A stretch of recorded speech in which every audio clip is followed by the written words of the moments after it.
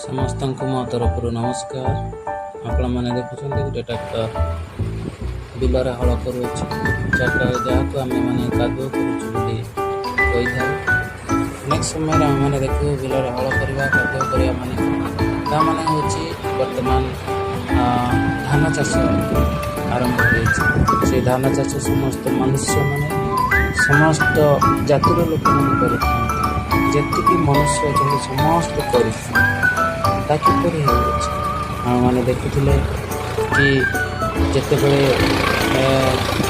ଯେଉଁ ମୂର୍ତ୍ତିକାରେ ଆମେମାନେ ନିର୍ମିତ ହୋଇଅଛୁ ସେଥିରେ ନ ମିଶିବା ଯାଏ ଆମମାନଙ୍କୁ ଏଇ ମାତ୍ର ହିଁ ପରିଶ୍ରମ କରିବାକୁ ପଡ଼ିଥାଏ, ଚାଷ କରିବାକୁ ପଡ଼ିଥାଏ।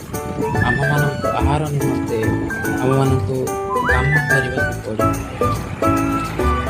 ଯେପରିକି ଶାସ୍ତ୍ର କହୁଛି ତୁମେ ଧୂଳିରେ ପୁନର୍ବାର ନ ମିଶିବା ଯାଏ ତୁମେମାନେ ଏପରି କାମ ଲୋକମାନେ ଆଜି ସମସ୍ତ ଲୋକମାନେ ଚାଷ କାମ କରୁଅଛନ୍ତି। ବିଲରେ ଧାନ ରୁଅଛନ୍ତି।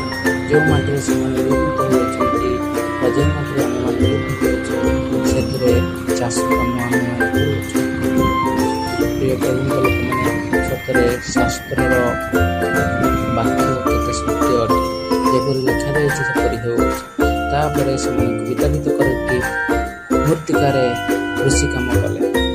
ସେପରି ହିଁ ଆଜି ବି ସମସ୍ତ ମନୁଷ୍ୟ କରୁଅଛନ୍ତି। ସମସ୍ତଙ୍କୁ ନମସ୍କାର।